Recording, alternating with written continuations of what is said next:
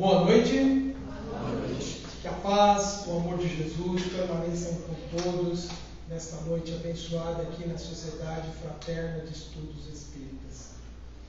Um ambiente que sempre nos sentimos muito bem acolhidos, muito bem recebidos pelos companheiros encarnados, pela espiritualidade amorosa que nos abraça a todos.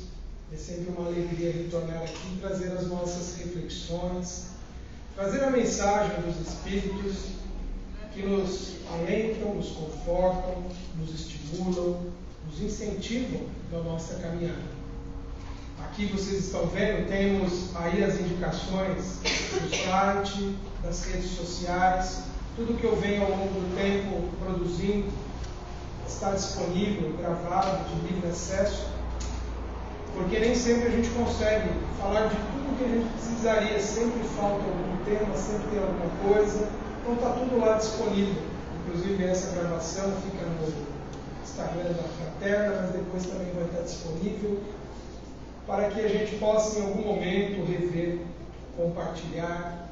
E hoje a gente observa aqui nas redes sociais, nesse meio tão maravilhoso de comunicação, tem uma avalanche de informações.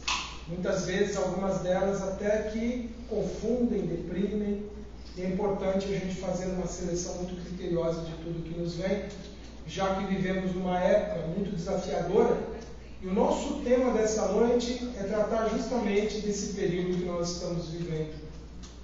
Todos nós temos ouvido falar sobre muitas coisas, muitos problemas, muitas dificuldades que todos estamos enfrentando, e nós sentimos como que se nesse tempo que nós vivemos, é como se o coração das pessoas começasse a endurecer, começasse a congelar.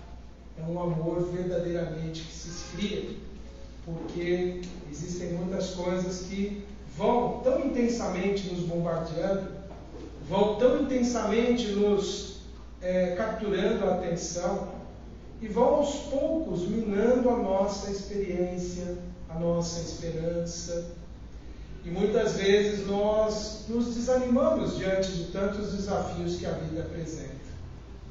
Nesta noite nós vamos precisar passar por um período de reflexões que às vezes não são aquelas mais confortadoras, aquelas que normalmente nós esperamos encontrar quando chegamos na casa espírita e precisamos daquele acolhimento, daquele abraço.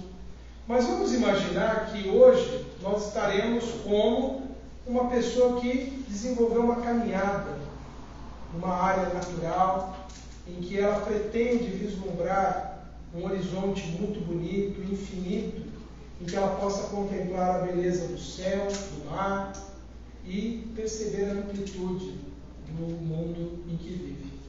Mas que para chegar nesse cume a pessoa precisa passar por uma mata densa, fechada, que é na verdade um barranco, já que nós estamos subindo. Quem já vivenciou uma experiência dessa, de uma caminhada na mata, sob essas condições, sabe bem o quanto é desafiador. Dependendo do terreno, das condições, da vegetação, dependendo da presença de animais peçonhentos, nós corremos algum risco ao fazer essa caminhada. Mas quem faz esse tipo de aventura de forma consciente, respeitando os seus limites e os limites da natureza, consegue naturalmente chegar nesse ponto mais alto e vislumbrar o infinito. A nossa palestra é como essa caminhada. Nós vamos neste primeiro momento como se estivéssemos adentrando a uma mata muito fechada, um terreno acidentado, íngreme, difícil, mas eu peço que segurem um pouco a emoção, o sentimento talvez não tão confortável que certas informações nos trazem, para que lá na frente a gente possa ver sentido em toda essa jornada que nós vamos realizar. Nós temos ouvido falar nos nossos dias de muitos problemas neste mundo que nos rodeia. O nosso cenário atual é de crises políticas, de guerras, de omissão, de conivência, que é você não se opor, mas ao mesmo tempo você meio que aceita algumas realidades muito duras, porque até lá no íntimo você acha que elas são necessárias. E nós temos quadros que são assustadores, como a fome, que está alarmante, não só, e nós vamos ver, na população que hoje está naquela faixa de terra conhecida como Gaza, e que estão passando por problemas intensos, e agora a imprensa já não dá tanta visibilidade mais, porque outros problemas surgiram, criados por outros agentes. O fato é que a fome é intensa nessa região do mundo. E todos nós temos acompanhado por diversos meios de comunicação, e nós precisamos ir além daquilo que os grandes meios de comunicação oferecem. Precisamos conhecer as vozes, por exemplo, da comunidade israelense, que é opositora a tudo isso que está sendo feito lá e que nem sempre dão visibilidade. Se nós pesquisarmos, nós vamos encontrar, por exemplo, grupos que se manifestam contra essa opressão do povo palestino dentro de Israel. Inclusive, judeus se posicionam claramente contra o que é feito com essa população. O fato é que a fome está matando pessoas nessa parte do mundo. Mas não é só lá.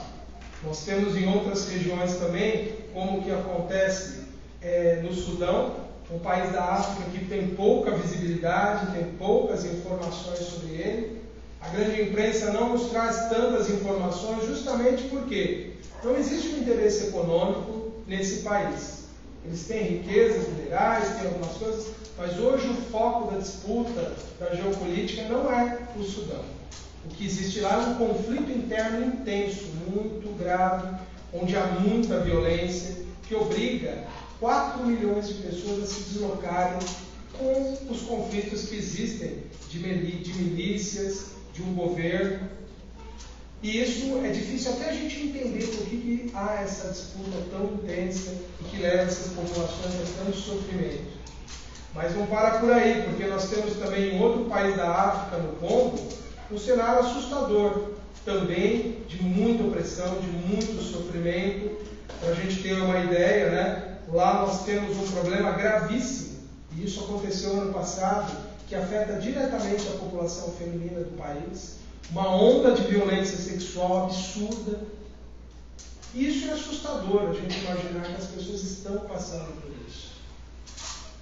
E se nós nos incomodamos com essas situações e todas as outras, inclusive internas do nosso país, isso é um bom sinal.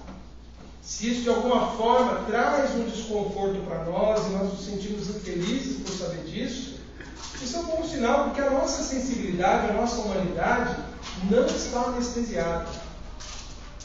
Nós não estamos indiferentes à dor do próximo. O grande desafio é porque quando nós fixamos demais essas informações, elas podem ser profundamente perturbadoras. Porque nós podemos nos conectar à dor do próximo não apenas em termos conceituais que afetam a nossa emoção e nos leva a um estado depressivo, triste, de grande sofrimento, mas nós podemos nos conectar à dor também mentalmente. Lembre-se sempre que nós estamos vivenciando um ambiente que é muito além do que as comunicações pelos meios que nós conhecemos físicos nos possibilitam. Nós recebemos informações quase que simultaneamente de qualquer coisa que acontece no mundo, pelos canais que o homem desenvolveu, mas nós também somos bombardeados pelos pensamentos de dor, de sofrimento, que criam em torno do planeta uma psicosfera, que é a reunião de tudo que a humanidade produz mentalmente. Felizmente, nós não temos olhos para ver essa densa atmosfera psíquica que envolve o planeta. Nós temos vagas informações pelo que os espíritos nos trazem quando se refere, por exemplo, ao que chamam de umbral, que é a reunião desses pensamentos todos tumultuosos, angustiosos, sofridos, de grande perturbação, e há toda uma rede de naturezas diferentes de pensamentos. Então nós precisamos também ter uma cautela muito grande, por quê? Quando nós nos conectamos através das informações a essa rede mental que envolve o planeta, nós podemos ser abalados por ela. Não é muito simples se ligar à dor de ninguém. Por isso que nós precisamos muito do amparo espiritual que nós podemos obter pela oração, pela frequência à casa espírita ou ao grupo religioso que nós temos maior afinidade. Por isso nós precisamos nos conectar todos os dias a ideia da existência de um Deus sábio, amoroso. Precisamos ter essa formação dentro de nós, dessa fortaleza que nos sustenta nesse mundo tão desafiador. Porque o quadro realmente é assustador. Esses números que eu estou trazendo para vocês agora são desatualizados, devem ser muito maior do que tudo isso. De 2022 para cá, nós temos esses índices de morte, como por exemplo em Gaza, mais de 60 mil mortos, na população israelense 1.620, na Ucrânia 58.700 mortos, do lado da Rússia 165 mil, 150 mil no Sudão. No nosso país nós temos então 38.772 mortes resultantes de homicídio, isso em 2024. E são números que as estatísticas obtidas através dos registros oficiais podem não revelar o que realmente acontece, já que tem muitas coisas que acontecem e não gera nenhum tipo de registro pelas autoridades policiais. Então o número pode ser muito maior. No caso do Congo, a gente não tem o número de mortos, mas a gente tem mais de 7 milhões de pessoas sendo obrigadas a fugir das suas casas por conta do medo e de toda a violência que existe lá. Então esse mundo que nos rodeia hoje é um mundo que nos traz também muito sofrimento, mesmo quando nós não estamos vivendo esses quadros tão dolorosos. É óbvio que não é na proporção que essas pessoas estão experimentando, é óbvio que não é exatamente como eles sentem, mas de alguma forma, todo esse quadro também vai nos afetar em algum momento. E nós vivemos numa armadilha muito grande existencial de sermos indiferentes a essa dor, permitindo pensamentos como é assim mesmo, sempre foi assim, é a vontade de Deus que está acontecendo, são as leis divinas que estão permitindo isso. E óbvio que quando a gente quer entender as razões do sofrimento, a doutrina espírita nos esclarece muito bem que tudo está dentro de uma ordem que o espírito encarnado em evolução, ele passa por provas e expiações. Mas isso, gente, a gente deve usar para entender que tudo está dentro de uma ordem, mas não pode nos levar à insensibilidade, a ponto de a gente dizer, isso é normal.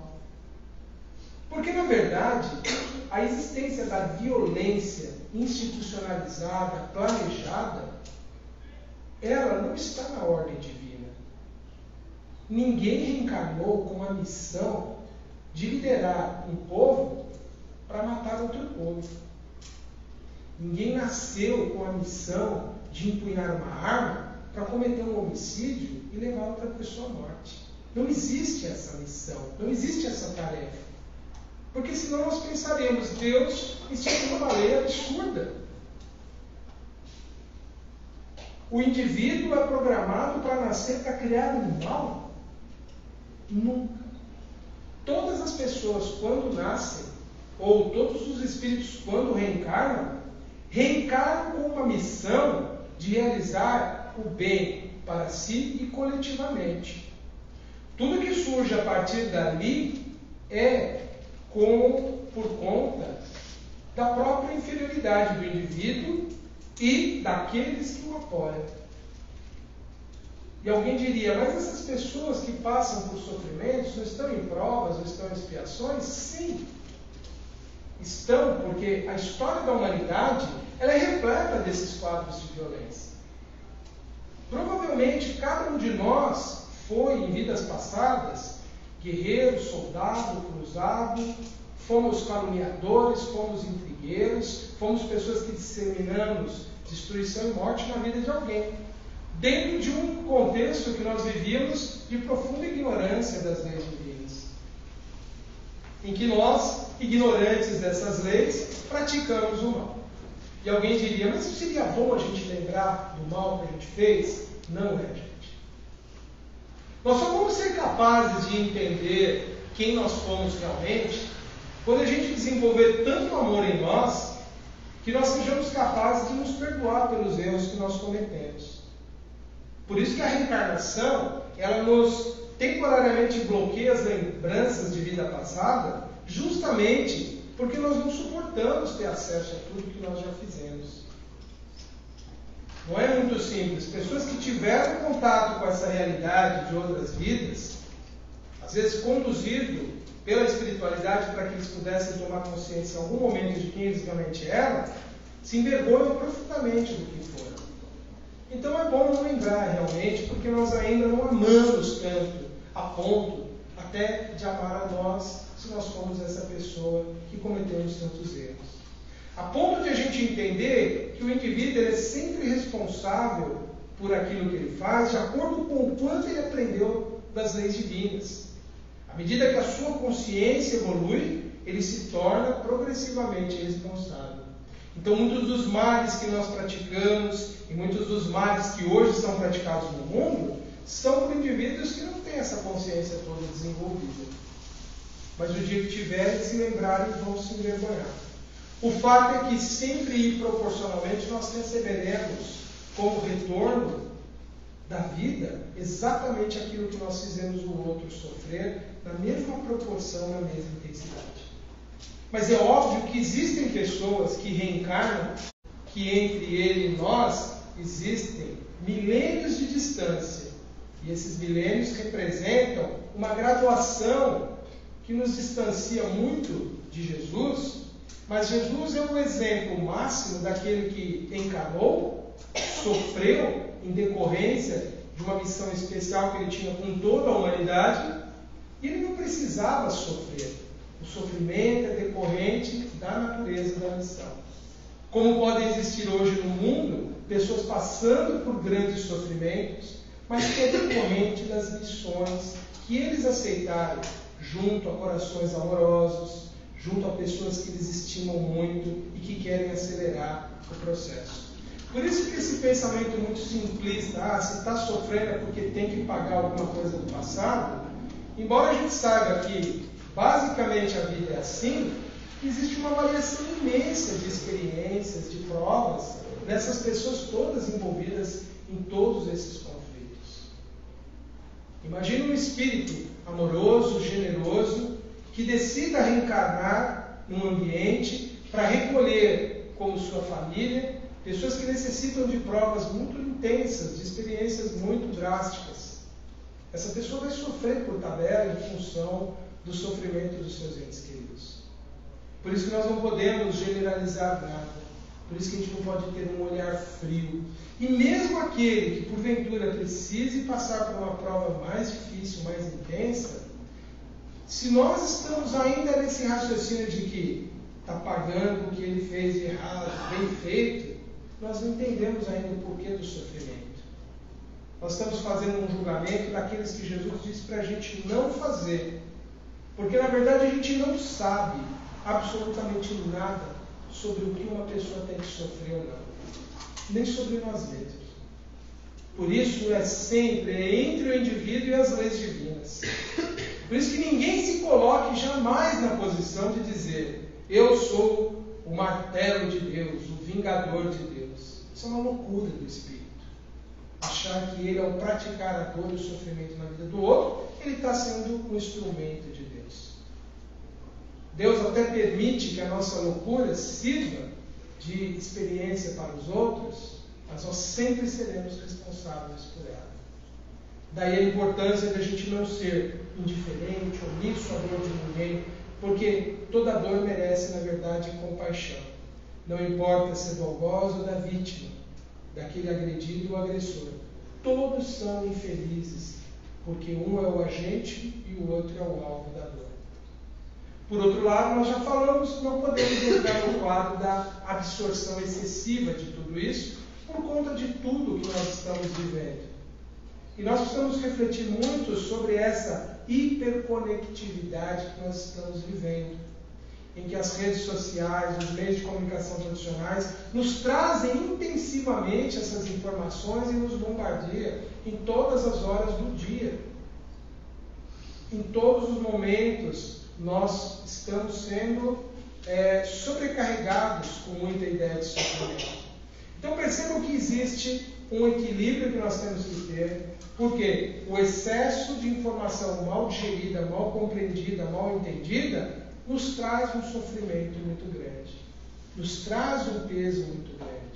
Pode minar as nossas defesas interiores contra o assédio de pensamentos perturbadores, contra o assédio das influências dos espíritos obsessores sobre a nossa vida. Porque toda a nossa fragilidade mental pode representar uma perda de tempo na nossa evolução muito significativa.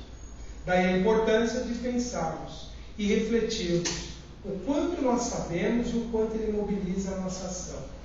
Daí a importância de nós sabermos para agir. Mas agir como, Tenor? Como que nós podemos aqui, simples cidadãos de um país tão distante, interferir em realidades tão duras no mundo? Nós, como espíritas, sabemos claramente que tudo que nós desejamos, pedimos, tudo que nós colocamos com vontade nas nossas orações, tem poder de influência, de ajuda em muitas circunstâncias da vida. Tudo que eu realmente acredito e peço em oração, sendo da vontade divina, a força que eu emito naquele momento, ela entra no conjunto de tudo que é mobilizado para o bem. Então eu posso interferir através do meu pensamento. Mas esse pensamento ele é anulado quando, por exemplo, eu odeio a pessoa que está causando sofrimento de quem eu estou pedindo. Porque ao mesmo tempo que eu peço pela vítima, eu desejo um castigo cruel para o agressor. É como se nós estivéssemos num balanço de forças, uma anulando a outra o tempo todo. Daí a importância de nós incorporarmos verdadeiramente esses padrões que nós temos aprendido com a espiritualidade. Não dar campo ao nosso sentimento de ele se extravasar em raiva, em ódio, em desejo de vingança, em desejo de uma justiça severa contra absolutamente ninguém. Todos pagarão, todos responderão pelos seus erros e não precisamos ser nós os agentes dessas punições. Não precisamos. Não precisamos ser nós a emitir pensamentos perturbadores para ninguém. Mas nós podemos pedir, por exemplo, a justiça. Podemos ver quem nós estamos apoiando e que nos representa politicamente, publicamente. Porque as pessoas tomam decisões em nome das sociedades, dos países, com base na opinião da sua população, com base na tendência que a sua população tem. Então, se eu apoio alguém que legitima a violência e a dor, eu, de alguma forma, estou indo contrário aos princípios que eu acredito. Se eu apoio alguém que é a favor da violência como forma de resolução, eu estou acreditando na violência. E eu jamais posso esquecer da lição inesquecível que Jesus deu no momento em que ele estava para ser preso no horto. Jesus ficou no período de oração, sabia que seria preso, e ele poderia ter usado o seu poder fluídico imenso para fazer todo mundo adoecer naquele momento, para paralisar soldados. Ele poderia anular a mente dos sacerdotes, ele poderia neutralizar todas aquelas pessoas. Poder para isso ele tinha. Porque ele tinha poder para misturar lama e saliva, passar no olho de uma pessoa e restituir a visão. Ele era portador de um magnetismo profundamente amoroso que transbordava, a ponto de uma mulher hemorrágica tocar nas vestes dele, e só por ela confiar que ela seria curada, atrair essa força para ela, e ela restituir a saúde. Mas ele nunca usou o seu poder.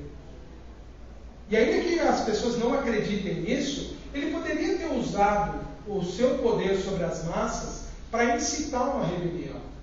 Ele poderia também. Porque ele tinha o poder de argumentação, de condução das pessoas. Mas também não fez. E quando Pedro saca a espada, o que ele fala para Pedro? Pedro, guarda a tua espada, porque quem vive por ela, vai morrer por ela. Para quem fala que Jesus nunca falou da lei de ação e reação, está aí. Ele não usou a expressão ação e reação, mas está aí, claramente. Se eu vivo pela violência, pelo uso da força como forma de solução dos conflitos, se eu acredito que eu tenho que matar o meu opositor, eu estou vivendo pela espada. E pela espada eu vou perecer. Essa expressão tem um significado espiritual muito profundo para todos nós. Porque nós podemos não morrer fisicamente, mas podemos morrer espiritualmente, no sentido de anular todas as nossas forças, todo o nosso potencial de evolução e paralisar, estagnando. Por isso que eu não posso viver pela espada, não posso apoiar quem vive pela espada. E não é nem porque eu acredito na lei de ação e reação. É porque eu entendi o que Jesus disse para Pedro. Ficou muito claro isso quando eu penso que eu não posso agir com a violência. Então, a lição de Jesus é muito clara para os nossos dias. E há uma outra lição dele, muito profunda, que eu vou até inverter a ordem, porque ela cabe exatamente para esse momento que nós vivemos. Foi quando ele, lá no sermão do monte, né? Ele foi, numa das partes, ele fez um sermão profético também e disse assim: e ouvistes o que foi dito, olho por olho, dente por dente, eu, porém, vos digo, não resistais ao mal, mas se qualquer te bater na face direita, oferece-lhe também a outra. E ao que quiser pleitear contigo e tirar-te a túnica, larga-lhe também a capa. E se qualquer te obrigar a caminhar 1 milha, vai com ele 2. Dá a quem te pedir, e não te desvies daquele que quiser tomar emprestado de ti.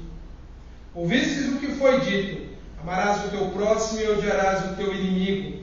Eu, porém, vos digo: amai os vossos inimigos, bendizei os que vos maldizem, fazei bem aos que vos odeiam, e orai pelos que vos maltratam e vos perseguem, para que sejais filhos do vosso Pai que está nos céus. Essa é uma das passagens mais difíceis para as pessoas entenderem. Quer dizer que eu estou um belo dia aqui na rua, começa uma briga, o cara me dá um tapa na cara, eu vou lá: filho, bate aqui também. É disso que Jesus está falando? Óbvio que não. Como muitas lições que Jesus trouxe, ele trazia imagens assim muito chocantes, que era justamente para despertar em nós. Espera aí, Jesus, eu sei que o que você fala é sério, tem a verdade profunda, mas é exatamente nesse sentido literal? Nós precisamos entender o contexto em que tudo foi dito e transpor para as nossas realidades hoje. Naquele tempo em que Jesus pronuncia isso, já existiam uns rumores muito intensos de rebeliões. Inclusive, um dos discípulos de Jesus era um desses que desejavam se rebelar contra a dominação romana. E existiam muitos rumores de pessoas querendo se rebelar o tempo todo, porque acreditavam que conseguiriam vencer na força o Império Romano, conseguiriam lutar contra eles. Isso foi um crescente que ficou por muito tempo, mesmo depois de Jesus ter partido, mesmo depois de toda aquela história que a gente tem, é por volta mais ou menos dos anos 70, isso mais ou menos uns 40 anos depois que Jesus desencarna, é que existe uma grande rebelião, porque os judeus naquele tempo ficaram muito ultrajados com as ações que os romanos fizeram de saquear os tesouros do templo, de profanar os seus espaços sagrados, e para eles aquilo foi a gota d'água. E eles realmente se rebelaram. Só que eles não tinham dimensão do que era o Império Romano. Eles não imaginavam o que era o poderio militar de Roma. E eles foram então totalmente aniquilados naquele tempo. Os poucos que sobraram foram dispersos. Foi a grande diáspora que ocorreu no ano 70 da era cristã. Jesus já sabia que no coração daquelas pessoas existia essa predisposição de se rebelar, de lutar, de responder com a violência. Ele sabia que aquilo levaria as pessoas à destruição. E deixou muito claro: o que te importa se roubaram as joias do seu templo? O tesouro não está ali. O tesouro está no coração. As grandes e sagradas tradições que eles tinham, eles carregavam de memória. Se rouba joia, se rouba cálice, se rouba isso, aquilo, não interessa. Isso é tudo efêmero. Mas as pessoas se prenderam àquilo que era estritamente material. Então o aviso estava dado, estava muito claro. E as pessoas não conseguiram entender. Porque ao mesmo tempo que ele deu essa lição para as pessoas entenderem que nós não respondemos à violência com o ódio, mas sempre com a predisposição da reconciliação, e é isso que significa dar a outra face, não é fisicamente, mas é estar predisposto a uma reconciliação, é literalmente, se você resistir ao mal do indivíduo que é violento, agressivo, você vai perecer nas mãos dele. Quem é já propenso ao bem, não adianta querer lutar com as mesmas armas dos outros. E é isso que hoje nós vemos no mundo, é isso que desencadeia o sofrimento todo nessa região ali de Israel e Gaza, é isso que está acontecendo em várias partes do mundo. As pessoas estão partindo para as rebeliões, para as revoltas, usando meios armados, e isso gera mais dor, mais sofrimento, mais intensamente perturbação. E é exatamente esse o quadro hoje que nós vemos no mundo. E que às vezes nós aderimos a essa ideia. Tem que ir lá, tem que guerrear, tem que punir. Nós estamos vibratoriamente, mentalmente, alimentando tudo isso. Nós estamos participando indiretamente dessa guerra. Nós também estamos em provas nesse período que nós estamos vivendo. E nós não sabemos se no futuro nós viveremos situações análogas a essas. Porque de alguma forma nós também vivemos um conflito interno na sociedade. Em que muitas vezes as pessoas são mobilizadas para atos violentos. E quando não é essa violência organizada, camuflada de interesses nacionalistas, é a própria violência urbana, que tem índices como de alguns conflitos que são considerados como guerras em algumas partes do mundo. Então isso tudo nos leva a refletir, a pensar que mundo nós estamos pretendendo viver no próximo tempo. O quanto do nosso sentimento não está sendo afetado por tudo aquilo que nós estamos passando. Essa passagem do Evangelho que eu trouxe aqui foi quando Jesus previu a destruição do templo. Quando ele visitou o templo, os discípulos queriam mostrar para ele: olha que beleza, que maravilha o nosso templo, Senhor. E aí Jesus falou para eles isso: olha, não vedes tudo isso? Em verdade vos digo que não ficará aqui pedra sobre pedra para que não seja derrubada. E é o que aconteceu. O templo foi destruído naquela grande rebelião lá do ano 70. Então veja, Jesus sabia muito bem que o caminho da violência não traria para aquele povo nem para nenhum outro a solução dos conflitos. Por isso, quando a gente ouve as pessoas indo para as lutas comerciais, diplomáticas, nós temos que vibrar para que isso dê certo, para que ninguém tenha a ideia infeliz de guerrear, de lutar, porque nós sempre vamos perder quando a gente parte para a violência. E ainda que a gente ganhe a violência, a gente perde porque a gente se torna um agressor. Por isso que para aquele que quer seguir de verdade Jesus, a paz deve ser a busca permanente. É desafiador nos nossos dias porque a gente é abalado o tempo todo por muitas provocações, por muitas coisas que nos abalam o tempo todo. Mas nós precisamos voltar periodicamente à compreensão do Evangelho e do valor da paz. E cultivá-las em atos, palavras e pensamentos permanentemente, para que assim a gente possa contribuir nessa transformação e a gente não sirva de massa de manobra daqueles que irão muitas vezes querer nos cooptar para empreender as guerras. Porque normalmente os que mobilizam as pessoas à luta ficam muito confortáveis, muito seguros nos seus lugares de liderança. Por isso que não vale a pena a gente degladiar com ninguém no campo das ideologias de nenhuma natureza. Porque os mentores normalmente estão sempre muito bem. e as pessoas que entram em conflito são as que vão carregar as dificuldades, as inimizades, as mágoas, os ressentimentos.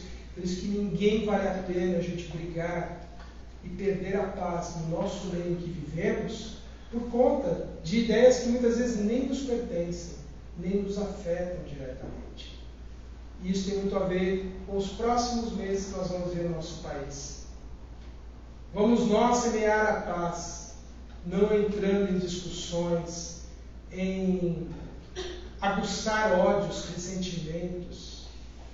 Vamos vibrar amorosamente para que tudo seja conduzido pacificamente na nossa sociedade, nas outras sociedades, em todo o mundo. Porque é da vibração intensa, amorosa dos que já compreendem a mensagem do Evangelho é que será realmente a força para que possa tudo acontecer. Porque realmente Deus age, a espiritualidade superior age, Jesus é o governador espiritual da terra, age. Mas ele age onde, gente? Onde exatamente a mensagem de Jesus tem que estar? Onde exatamente ela movimenta o mundo? É no coração de quem segue ele. É inútil eu achar maravilhosa ou maravilhoso o Sermão do Monte e não tentar viver nada do que ele coloca ali. Ou eu fico só nas bem-aventuranças, só na consolação, e não vejo todas as outras advertências que ele deu ali. O Evangelho, ele vive no coração das pessoas. Os ensinamentos dos Espíritos, eles vivem aqui na Terra onde? Na parede, aqui nos equipamentos? Não é na gente. Então é a gente que tem que ser representante dessas ideias. Aprendendo a nos educar emocionalmente e não ser cooptado por nenhum discurso de ódio, nenhum discurso de violência, nenhum discurso de nenhuma natureza que leve à agressão, à disputa. Porque é só assim que a gente realmente está contribuindo para toda essa transformação que nós esperamos. Tem mais uma passagem do Evangelho que ela é muito significativa para os nossos dias, que nos ajuda a entender bem qual é o nosso papel e o que nós precisamos estar alerta para que a gente possa vislumbrar esse mundo novo, harmonioso, pacífico, amoroso. É essa que nós temos aqui e que também faz parte do Sermão do Monte. E ouvireis de guerras e de rumores de guerras. Olhai, não vos assusteis, porque é mister que isso tudo aconteça. Ou seja, será necessário para a experiência humana todos esses conflitos, infelizmente. Mas sempre lembremos, ai daquele que é a causa. É necessário um escândalo, mas ai daquele que é a causa do escândalo. Mas ainda não é o fim. Porquanto se levantará nação contra nação, e reino contra reino, e haverá fomes, e pestes, e terremotos em vários lugares. Mas todas essas coisas são o princípio de dores. Então vos hão de entregar para seres atormentados, e matar-vos-ão, e sereis odiados de todas as nações por causa do meu nome. Tem muitos intérpretes do Evangelho que acham que Jesus estava falando disso somente em relação àquela comunidade dos seus seguidores imediatos, porque realmente foi o que aconteceu com eles. Foram perseguidos, foram torturados, foram mortos. Tudo isso que ele descreve aconteceu nesse período e nas décadas seguintes. Mas isso se estende também a toda a história da humanidade, porque os seguidores de Jesus não ficaram só naquele tempo. Muitos reencarnaram, muitos voltaram em momentos críticos da história da humanidade para despertar, para reanimar o coração da cristandade. Muitos vieram para reviver o Evangelho mais autenticamente. A figura de Francisco de Assis é uma das mais expressivas, porque ele realmente foi um discípulo de Jesus e que veio numa época crítica do cristianismo, em que estava completamente distante da essência do Evangelho. E viveu profundamente aquilo e mostrou para as pessoas, olha, Evangelho mesmo é outra coisa. Não tem a ver com palácios papais, com bulas, com reuniões com reis. É a simplicidade, é a proximidade da natureza, é a vivência do amor, da caridade, é essa fraternidade da comunidade. É isso que é a essência do Evangelho. É você amar as pessoas na simplicidade que nós temos e somos. Todas essas organizações que se distanciam dessa mensagem simples do Evangelho são fruto da ilusão humana, sempre. Vestes, paramentos, ritos, toda aquela parafernália que se criou em torno do cristianismo é fruto do nosso orgulho, da nossa vaidade, do nosso egoísmo. Evangelho de verdade se vive dentro do coração e que transmite na forma de atos. É isso que é verdadeiramente agora. É isso que realmente é a essência do Evangelho. As tradições são respeitáveis, mas elas não tornam ninguém cristão. O que se torna realmente cristão é você tomar o fardo das suas dificuldades e seguir a Jesus com as suas possibilidades. Perdoando, amando, ajudando dentro dos seus limites, tendo compaixão por tudo que vive nesse planeta. Isso é a essência da mensagem de Jesus. Então, se nós quisermos realmente seguir a Jesus, precisamos adotar essa técnica de viver de acordo com o Evangelho, porque senão não seremos verdadeiramente cristãos. Mas aí ele prossegue, então sabemos que isso se aplica a nós, e aí Jesus prosseguiu dizendo essas coisas. Nesse tempo, muitos serão escandalizados e trair-se-ão uns aos outros, e uns aos outros se odiarão. É o que a gente viu acontecendo entre as comunidades cristãs. E até hoje é assim. A gente vê grupos, um atacando o outro. Eu acompanho algumas coisas em redes sociais e eu fico assim, abismado. Como que alguém que se diz cristão justifique a violência contra o povo? Como que alguém que diz que leu alguma coisa dos Espíritos legitima a violência, apoia a violência? Não entendeu nada do Evangelho, nada. E nós também somos assim muitas vezes quando permitimos que o nosso ímpeto de violência se manifeste quando a gente quer castigo, punição para quem é errante. Porque normalmente o que a gente pretende é só a punição e não a correção. E a gente esquece que a lei divina ela devolve ao indivíduo o sofrimento nunca com o objetivo de simplesmente punir por punir. A lei divina ela concede inumeráveis oportunidades para que o indivíduo desperte o tempo todo. É por isso que aquele mundo de regeneração que os Espíritos começaram a falar no século XIX ainda não aconteceu como a gente espera. É por isso que esse mundo tão cedo não vai vir. Pode ser qualquer um que fixou data, gente. Não caia nessa armadilha de achar que numa data específica as coisas vão mudar, porque não vai. Porque, na verdade, não está escrito literalmente de que no ano X as coisas mudam e acabou. Não é assim. Mudar o coração é um trabalho de milênios. E Deus, no seu amor infinito, tem prorrogado para nós no século XXI aquilo que esperava que se desenvolvesse no século XIX, não conseguiu. Aí vieram 2 períodos de grande destruição da humanidade, Primeira Guerra Mundial, Segunda Guerra Mundial, atos absurdos, condenáveis até hoje, que voltam a ser repetidos, e nós ainda não entendemos que esse não é o caminho da solução.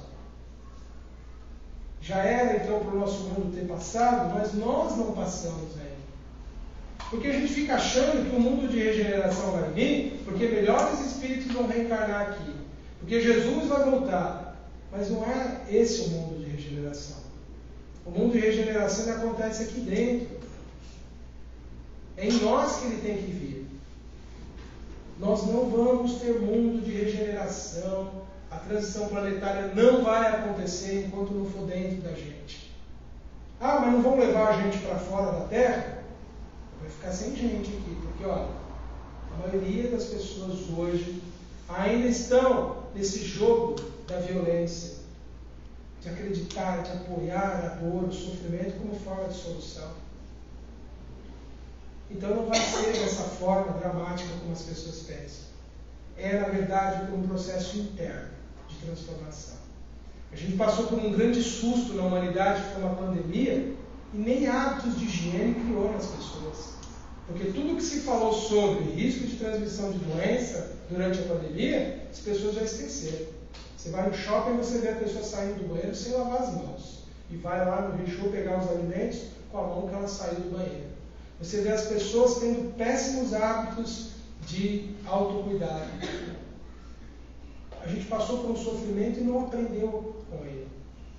A gente vive muitas experiências e não tem aprendido com ela. Deus não é intolerante como a gente.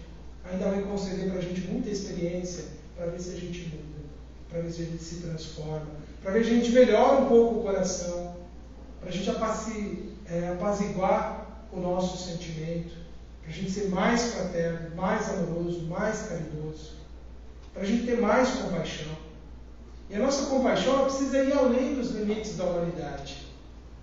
A gente precisa entender o que nós, como humanidade, estamos fazendo com os nossos irmãos animais, que têm sido torturados, escravizados, brutalmente mortos, a pretexto de uma nutrição que hoje já se revive, não é como se falou.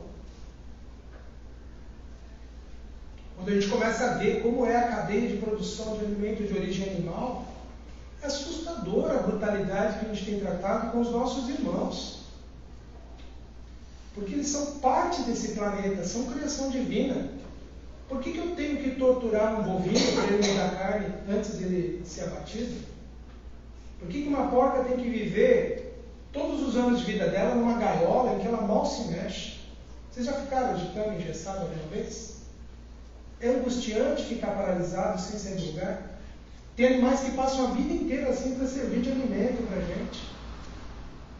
Enquanto a gente não despertar que a nossa paz, a nossa harmonia, o bem que nós queremos para nós, precisa ser para todos os que sentem, não tem mundo de regeneração. Não tem, gente. Só vai ter quando a gente começar a ter a paz em tudo que nós fizermos. A não violência em tudo que a gente vivencia. É aí que a gente começa a mudar. É aí que a gente começa a ver transformação no mundo. Enquanto eu achar que alguém tem direito de causar dor e sofrimento, eu ainda não estou apto a esse mundo de regeneração. Então nós precisamos rever muitas coisas. Devagar, viu, gente? Aos poucos. Mas sempre rever. Sempre. Gradualmente. A cada dia pensar, hoje, qual o passinho que eu posso dar para implantar esse mundo de regeneração aqui? Porque a gente consegue, né? A gente talvez não veja nessa encarnação transformações substanciais na humanidade. Mas nesse pedaço de mundo que a gente vive, a gente consegue trazer esse mundo para cá. A gente parar de implicar com as pessoas, parar de supor que as pessoas fazem coisas contra nós, parar de imaginar que a pessoa nos olhou torto porque ela nos odeia, a gente parar de ficar caçando encrenca com as pessoas o tempo todo, a gente se perdoar mais no trânsito, a gente entender mais as responsabilidades das pessoas que nos perdem no trabalho e a gente entregar aquilo direito. A gente que tem algum papel de liderança, entender mais as pessoas que trabalham com a gente, se dispor a auxiliá-los a trabalharem melhor.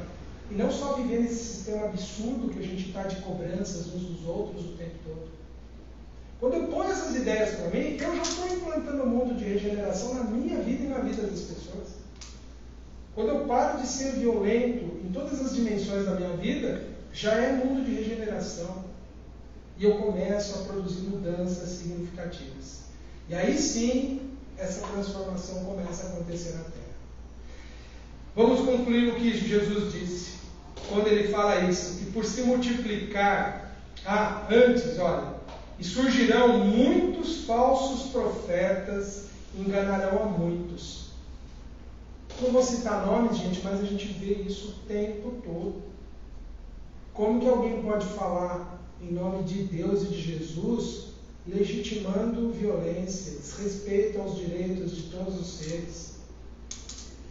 Esses são os falsos profetas. Às vezes aparece alguém dizendo, eu sou Jesus, não sei o que lá. Esses são fáceis, gente. Isso aí, está louco ou está brincando?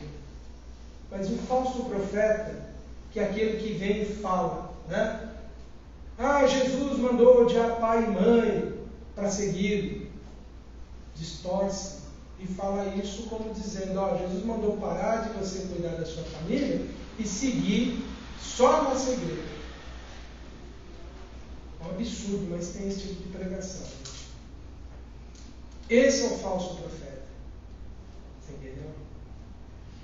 Então, a gente está vivendo exatamente esse tempo, onde as pessoas dizem que a pretexto de você se defender, o cidadão tem que andar armado. Esse é o falso profeta também.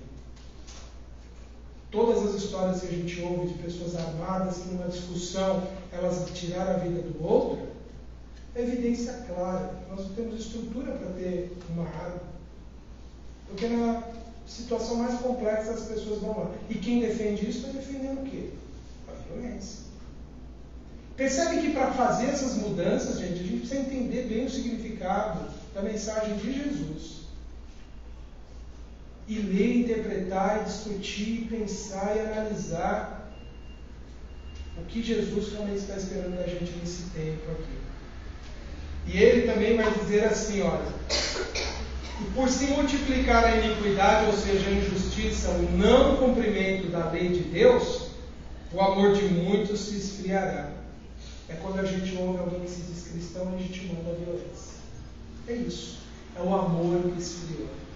E esse amor esfria também quando a gente é insensível aos problemas das pessoas no dia a dia. Quando a gente é indiferente à dor das pessoas. Quando a gente está lá com alguém que a gente está compartilhando uma experiência, vivendo, e a gente nem imagina os dramas, as lutas que aquelas pessoas enfrentam. E a gente só cobra dela, só exige resultado, só quer que ela produza. Isso é o amor que esfriou também. Ou quando a gente está no nosso relacionamento familiar, entre casal, pais e filhos, irmãos, e a gente está sempre cobrando das pessoas, sempre exigindo cada vez mais, e a gente é aquela pessoa difícil. Isso também é amor que esfriou.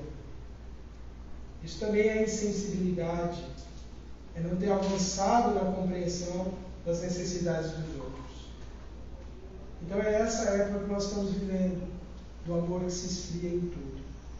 Mas nós temos muita esperança, nós temos muita certeza de que nós estamos muito aptos hoje a mudar tudo isso. Todos nós que chegamos aqui hoje, que ouvimos essas palavras, estamos aptos a produzir mudanças em nós. Nós fizemos uma escolha de seguir uma doutrina que nos fala sobre isso, que nos esclarece, que nos orienta, que nos consola. Então nós temos potencial, viu, gente? Muito grande. E se nós pedirmos em oração a ajuda para a gente vencer essa fase, a gente recebe sempre, com muita confiança. Aquilo que Jesus falou sobre tudo o que pedides ao Pai, crendo recebereis, é sobre isso que ele falou. É exatamente quando a gente pede aquilo que a gente precisa para a nossa vida espiritual, a gente recebe o amparo. Então nós vamos conseguir vencer essa fase, desde que o amor não esfrie, desde que a nossa humanidade não desapareça, desde que a gente não legitime força, violência como forma de solução, desde que a gente realmente traga para a nossa experiência essa paz que nós idealizamos para o mundo, cessando críticas, cessando acusações, cessando as discussões, as intrigas, as fofocas. Quando a gente vai tirando isso do nosso caminho, a gente está se predispondo a receber muito do mundo espiritual. Porque a nossa mente fica mais leve, as intuições vêm, a gente percebe que o momento aflitivo é passageiro, não vai ser permanente, e a gente vai avançando, a gente vai sendo fortalecido, e a gente é consolado, esclarecido, e a gente vai avançando. Então eu espero que a gente, nesse ponto aqui, nós conseguimos chegar nessa visão bela do horizonte que eu falei para vocês no início. Nós vamos passar por uma fase difícil, já estamos passando por ela, mas se a gente perseverar até o fim, nós seremos salvos. É no sentido teológico tradicional? Não, porque não tem destruição depois da morte. O que tem é colheita, sempre. Mas o salvo aqui é no sentido de pronto para algo novo, preparados para uma nova vida, melhores, vamos estar mais aptos a vivenciar uma vida diferente. Porque a gente passa a vivenciá-la já no momento em que a gente começa a produzir as mudanças. Quando a gente deixa de lado a agressão, a violência, por atos, palavras, pensamentos, quando a gente vai se harmonizando e vai aceitando as pessoas como elas são, sem se degladiar, sem disputas, a gente já começa a viver no reino dos céus, porque o reino dos céus é uma conquista interior, não é uma ordem externa que vai vir ser implantada. Por isso, quando a gente pede, às vezes nas preces, vem Jesus, ilumina a nossa mente, traz as consolações, ele já veio, já está aqui, só esperando a gente viver o que ele ensinou. E aí as mudanças começam a acontecer. E o reino dos céus se instala dentro da gente. Essa é a nossa mensagem para esta noite. Eu espero que todos possam, com essas reflexões, encontrar um caminho de posicionamento sempre em favor da paz, da harmonia, pensando que nunca somos culpados nem responsáveis por aquilo que nós ignoramos. Mas a partir do momento que sabemos, nós assumimos uma responsabilidade perante as leis divinas e todos nós estamos aptos a dar o nosso melhor. Mas confiemos de que Deus espera de nós o esforço diário de nós vivermos em paz onde nós estivermos. Eu agradeço a atenção de todos, o acolhimento sempre que a casa nos oferece para compartilhar as nossas ideias e que todos possam se sentir muito abençoados e confortados, confiantes de que nós ainda continuamos, gente, com muitas possibilidades de alcançar a felicidade e a paz ainda nesta vida. Muito obrigado. Então vamos agora, nestes minutos finais, em agradecimento a Deus, a Jesus, nosso Mestre, médico de nossas almas, em agradecimento aos espíritos amigos aqui presentes hoje que nos envolveram. Nós desejamos muito, Senhor, encontrar esse caminho da paz dentro de nós. E nesta hora, Pai, é o que nós pedimos. Que consigamos viver nessa paz que tanto sonhamos ver no mundo e que possamos trabalhar por ela todos os dias. Nos conhecendo, nos perdoando, mas nos esforçando por mudar. E quando nós sentirmos maior dificuldade, Senhor, mostra-nos a forma de nos melhorar.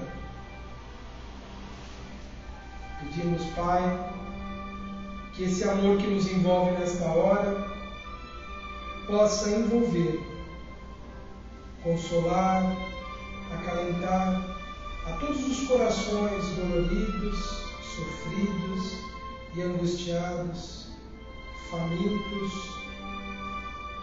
desesperados, que se encontram em tantas regiões deste mundo, na sua dimensão física e nas dimensões espirituais. Que possam os Espíritos Consoladores levarem o bálsamo da fé, da esperança a todos esses corações sofridos, para que eles vençam as suas provas, Senhor, para que eles encontrem a segurança que necessitam nesta hora. Igualmente pedimos, Pai, que esse sentimento de paz e de amor possa tocar os corações de todos os que ocupam alguma posição de comando e de influência no mundo. Que todos aqueles que detêm os poderes econômicos, políticos, da informação, pelas inteligências que do mundo espiritual os influenciam, nós pedimos, Pai, que sejam tocados em sua sensibilidade, para que permitam a paz nascer entre todos nós, para que trabalhem a levar segurança, trabalho para todos aqueles que necessitam. Somos confiantes, Senhor, de que o Senhor não nos desampara e que o Senhor vela amorosamente por toda a família humana. Que todos nós possamos ter essa força, Senhor, para prosseguir, confiantes na certeza de que nenhum de nós está desamparado, mas que possamos ter a coragem, Senhor, de sermos vossos instrumentos na realização do bem. Que possamos nos sentir com essa responsabilidade, Pai, e humildemente servir aos nossos irmãos, ofertando o que temos, o que somos e o que sabemos, aliviando a dor dos que passam por provas mais difíceis que as nossas, estendendo o olhar de paz e de compaixão para tudo que manifesta a vida, Pai. E que assim possamos encontrar a paz daqueles que cumprem a vossa vontade. Pai nosso que estais nos céus, santificado seja o vosso nome. Venha a nós, Senhor, o vosso reino. E seja feita a vossa vontade, assim na terra como nos céus. O pão nosso de cada dia dai-nos hoje. Perdoai as nossas dívidas, as nossas ofensas, como perdoamos devedores e ofensores. Mas, Senhor, livra-nos de todo o mal, pois sois vós o poder, o reino e a justiça para todos sempre. Obrigado, Senhor, por tudo. Que assim seja, graças te damos.